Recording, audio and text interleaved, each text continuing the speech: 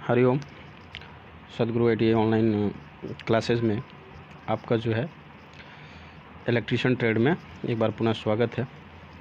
तो जो है आज एक नए चैप्टर के तौर पे मैं कुछ नए क्वेश्चन जो है आप लोग को परीक्षा संबंधित तैयारी के जो आपके लिए बहुत ही इम्पोर्टेंट होते हैं वैसे क्वेश्चन को मैं लेके आता हूँ।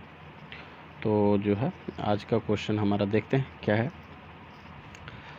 और ज़्यादातर जो क्वेश्चन होंगे वो हमारे सेल के क्वेश्चन जो होते हैं, रासायनिक से वैद्युतिक सेल, इनसे रहेंगे। तो देखते हैं पहला क्वेश्चन हमारा क्या कह रहा है। पहला क्वेश्चन कह रहा सर्वप्रथम बनाया गया सेल कौन था, यानी कि जो सर्वप्रथम सेल बनाया गया था वो सेल कौन सा था। ऑप्शन दे रहा है Daniell cell, Leclanche cell, voltaic cell या शुष्क सेल। तो देखिए जो सर्वप्रथम सेल का मैं ऑलरेडी चैप्टर पढ़ा चुका हूँ, इसमें से केवल आपको एक नंबर वाले क्वेश्चन मैं पुट कराता हूँ जो आपके परीक्षा समय तैयारी है। तो उसका यहाँ पे आंसर हो जाएगा कि वोल्टाइक जो सेल है, यहाँ पे सी नंबर पे जो आपका आंसर दे रखा है, जो ऑप्शन में सी है वो आपका सही हो जाएगा, क्योंकि वोल्टाइक सेल जो है सर्वप्रथम जो सेलों की यदि बनावट की बात की जाए तो वो बनाया गया था। तो यहाँ पे सी नंबर आपका क्वेश्चन सही है। देखते हैं अगला क्वेश्चन 2 नंबर कह रहा वोल्टाइक सेल का विद्युत वाहक बल होता है, मतलब वोल्टाइक सेल का विद्युत वाहक बल कितना होता है। कह रहा है ऑप्शन ए में कह रहा 1.08 वोल्ट, 2.02 वोल्ट, 5 वोल्ट, 0.5 वोल्ट। तो देखिए इसमें ए नंबर पे ही आपका ऑप्शन दे रखा है। वोल्टाइक सेल के बारे में जब मैं आपको एक डिफिनीशन का वीडियो दूंगा तो उसमें ये आपको क्लियरफाई जो है ज़्यादा तौर तरीके से हो जाएगा, तो ज़्यादा बेटर होगा। तो यहाँ पे ए नंबर पे है 1.08 वोल्ट जो है वोल्टाइक सेल का विद्युत वाहक बल होता है। तो आपका दूसरा का जो ए नंबर आंसर है ऑप्शन का वह सही हो जाएगा। तीसरा क्वेश्चन देखते हैं। कह रहा है डेनियल सेल में प्रयुक्त इलेक्ट्रोलाइट होता है। पहले तो हम ये समझ लेंगे कि इलेक्ट्रोलाइट के ऊपर भी क्वेश्चन है। तो इलेक्ट्रोलाइट आप सभी जानते हैं कि क्या है। इलेक्ट्रोलाइट एक प्रकार की परत होती है जिसको हम कहते हैं प्लेटिंग कर देना, ठीक है, चढ़ाया जाता है।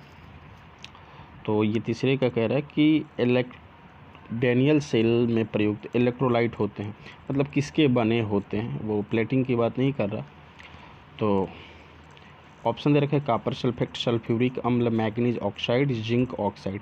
तो इसमें आपका जो होगा कॉपर सल्फेट जो होता है डेनियल सेल में प्रयुक्त इलेक्ट्रोलाइट के रूप में हम क्या करते हैं कि प्रयोग करते हैं। तो यहाँ पे जो कॉपर सल्फेट है ए नंबर पे वो आपका ऑप्शन सही हो जाएगा।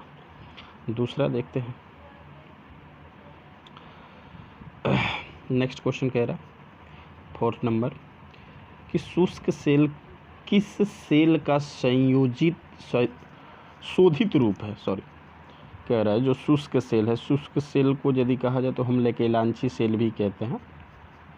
तो कह रहा है कि शुष्क सेल किस सेल का जो है शोधित रूप है।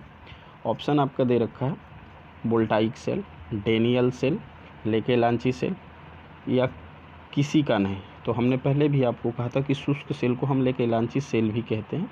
तो यहाँ पे जो है आपका ऑप्शन नंबर सी सही हो जाएगा, चूँकि लेकेलांची सेल जो होता है शुष्क सेल का शोधी रूप होता है। तो यहाँ पे आपका जो है आंसर लेकेलांची सेल हो जाएगा। अगला क्वेश्चन देखते हैं।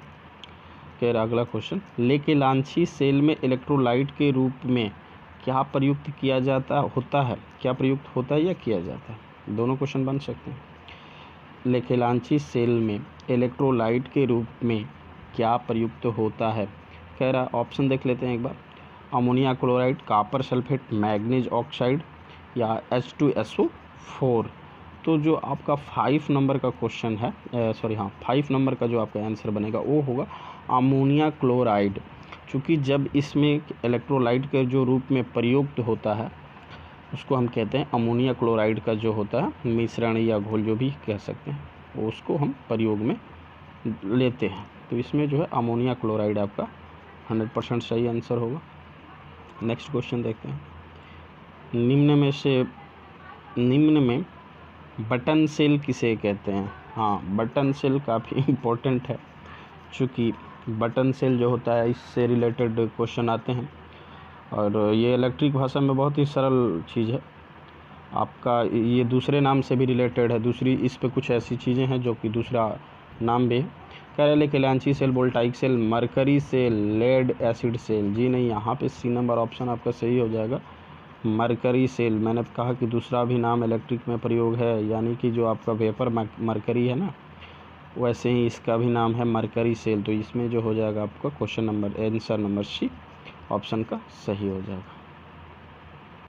नेक्स्ट क्वेश्चन देखते हैं 7 नंबर। कह रहा है सिल्वर ऑक्साइड सेल का ईएमएफ कितना होता है। इसमें ईएमएफ पूछ रहा है, तो ईएमएफ देखिए सिल्वर ऑक्साइड की जहाँ पे भी बात करेगा वो 1.5 वोल्ट होता है। और ये देखेंगे किस ऑप्शन में, तो आपका ऑप्शन नंबर बी में है ये 1.5 वोल्ट। तो आपका यहाँ पे ऑप्शन नंबर बी जो है यह सही हो जाएगा, क्योंकि सिल्वर ऑक्साइड सेल का जब भी ईएमएफ की बात करेगा तो वह 1.5 वोल्ट होता है, हमेशा याद भी रखेंगे।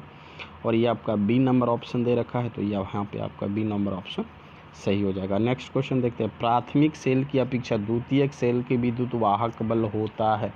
देखिए प्राथमिक सेल की जो अपेक्षा होता है ना, द्वितीयक जो हमारे सेल होते हैं उसकी जो विद्युत वाहक बल की जब बात करेगा तो हमेशा अधिक होता है। तो अधिक का असेंबल किस पे किया है, तो सी नंबर पे किया है।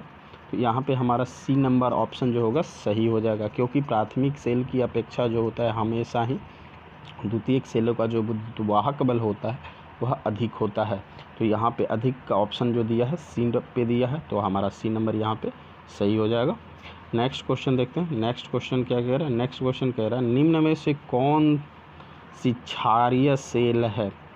9 नंबर का जो क्वेश्चन है कह रहा है कि निम्न में से कौन सी क्षारीय सेल है। तो निम्न देखिए जो निकल कैडमियम सेल होता है उसको हम क्षारीय सेल के नाम से भी जानते हैं, ठीक है। तो यहाँ पे ये ए नंबर ऑप्शन में दे रखा है क्वेश्चन नंबर 9 के, तो आपका हो जाएगा निकल कैडमियम सेल जो होता है आपका क्षारीय सेल के नाम से भी जाना जाता है। तो इसलिए यहाँ पे ए नंबर जो आपका ऑप्शन है वो सही हो जाएगा।